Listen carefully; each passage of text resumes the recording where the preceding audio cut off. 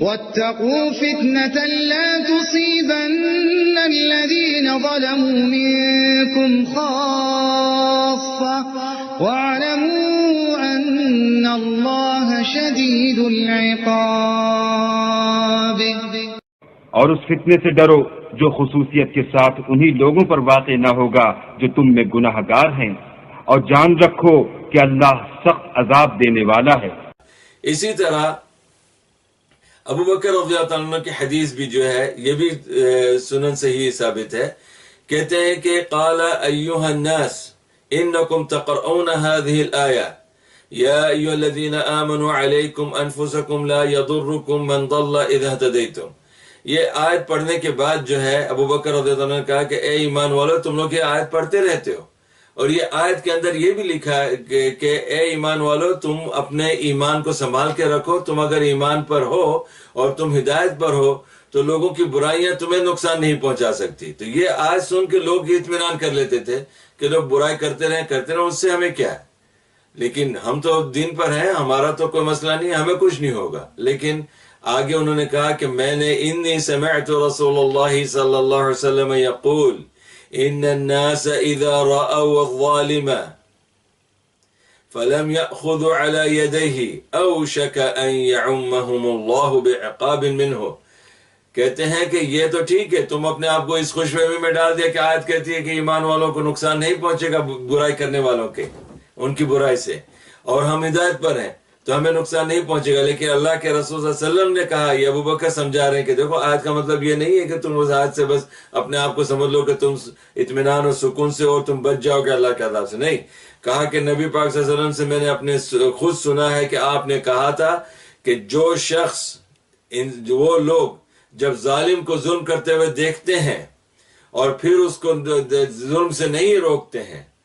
تو پھر جو ہے اللہ تعالیٰ کا عذاب ان پر بھی آئے گا اور ظالم پر بھی آئے گا۔ اللہ اکبر۔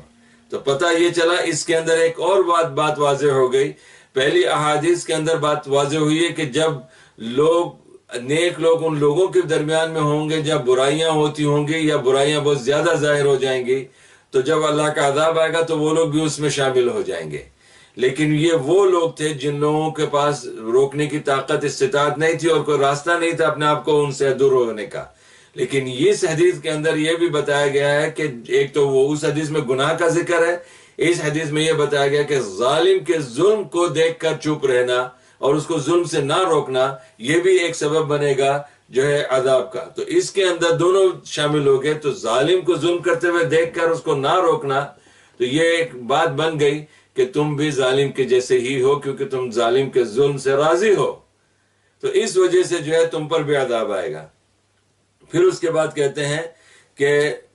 یہ دونوں حدیثیں جو ہے سنن ابو داؤد وغیرہ کے حوالے سے ہے۔ اسی طرح عمرو بن حشیم کہتے ہیں کہ انی سمعت رسول اللہ صلی اللہ علیہ وسلم ما من قوم يعمل فيهم بالمعاصي ثم يقدرون على ان يغيروا ثم لا يغيروا الا يوشك ان يعمهم الله منه بعقاب۔ کہتے ہیں یہ عمرو بن حشیم کہتے ہیں کہ میں نے رسول اللہ صلی اللہ علیہ وسلم سے سنا تھا کہ جب کوئی قوم ایسے کام کرتی ہیں جو برائیوں کے گناہوں کے کام کرتے ہیں اور ان کے اندر ایسے بھی لوگ موجود ہیں جو برائی کو روک سکتے ہیں، ان برائیوں کو مٹانے کی طاقت بھی رکھتے ہیں، اور اس کے بعد وہ لوگ نہیں مٹاتے ہیں اور اپنے مستیوں میں لگے رہتے، کہتے جاؤ کرو تم کو جو کچھ بھی کرنا ہے، یا خود بھی جو ہے مستیوں میں پڑے رہتے ہیں، ان کی برائیوں سے جو ہے ان کو کوئی فرق نہیں پڑتا، تو اللہ کے رسول صلی اللہ علیہ وسلم نے بیان فرمایا کہ قریب ہے کہ جب اللہ کا عذاب ان برائیوں کا بروں پر جب آئے گا تو بروں کے ساتھ ساتھ یہ لوگ بھی جو ہے شامل ہو جائیں گے، اللہ کا عذاب ان کو بھی نہیں معاف کرے گا۔ اس کے علاوہ یہ میں نے جیسے کہا نا کہ یہ حدیث جو ہے ماشاءاللہ سنن کبریٰ کے اندر بھی ہے اور معجم الاوسط طبرانی کے اندر بھی، سنن ابو داؤد، سنن ابن ماجہ، سنن ترمذی، مسند امام احمد وغیرہ کے کتابوں میں بھی ہے۔ اسی طرح جو ہے یہ بزار کی بھی مسند بزار کے اندر بھی یہ حدیث موجود ہے، اور اسی طرح مصنف ابن ابی شیبہ کی بھی کتاب کے اندر ہے۔ تو یہ 8 بڑی بڑی حدیثوں کی کتابوں میں یہ روایتیں نقل کی گئی ہے۔ تو اس میں جو نقطے آئے ہمارے سامنے وہ یہ ہیں کہ سب سے پہلی بات ہے کہ سورہ مائدہ کی آیت نمبر 105 کے اندر اللہ تعالیٰ نے واضح طور پر کہا کہ مومنو، تم اس طرح یہ سوچ کر کہ تم ہدایت پر ہو تو اللہ کے عذاب سے تمہیں کچھ نہیں ہوگا، ایسی بات نہیں ہے۔ اپنے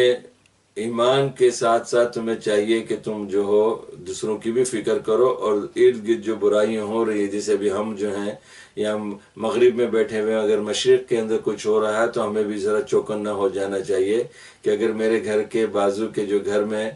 جو ہے میرے پڑوس میں اگر آگ لگی ہے تو میرا گھر اس سے دور نہیں ہے، تو یہ جو ہے ہو سکتا ہے کہ یہ آگ پھیل جائے میری طرف، تو میں کچھ کروں تاکہ وہ آگ بجھ جائے اور میں بھی جو ہوں۔ تو یہ اس کی طرف اشارہ ہے کہ ایمان اور ہدایت یہ نہیں ہے کہ تمہیں اللہ کے عذاب سے بچا سکتی ہے۔ نمبر 2، اس کے اندر بھی واضح طور پر بتا دیا گیا ان احادیث کے اندر کہ گنہگار کو سزا ضرور ملے گی۔ تیسری چیز یہ ہے کہ نبی پاک صلی اللہ علیہ وسلم نے فرمایا کہ یہ ہماری ذمہ داریاں ہیں کہ ہم برائیوں کو اگر دیکھتے ہیں تو برائیوں کو ہمیں روکنا چاہیے، اگر نہیں روک سکتے تو اللہ اس کا حساب جانتا ہے، ہماری نیتوں کو جانتا ہے، لیکن جو لوگ روک سکتے ہیں نہیں روکتے ہیں تو اللہ کے عذاب میں وہ بھی شامل ہو جائیں گے۔ تیسری چیز یہ ہے کہ اگر گناہ کو قبول کر لینا یا خود نہ کریں لیکن گناہ کرنے والوں کے ساتھ خوش ہو جانا، یا ان کے گناہ کو جو ہے نظر انداز نہیں کرنا اور سمجھنا کہ ٹھیک ہے یہ صحیح کر رہے ہیں یا کچھ بھی ہمیں فرق نہیں پڑتا ان کے گناہوں سے، تو عذاب جو ہے دونوں پر آئے گا۔ اس کے بعد یہ بھی پتہ چلا کہ نیک لوگوں کو بھی جو ہے اللہ کے عذاب سے گزرنا پڑے گا اگر وہ لوگ جو ہیں ایسے گناہ گاروں کے درمیان میں رہتے ہیں تو۔ اللہ اکبر۔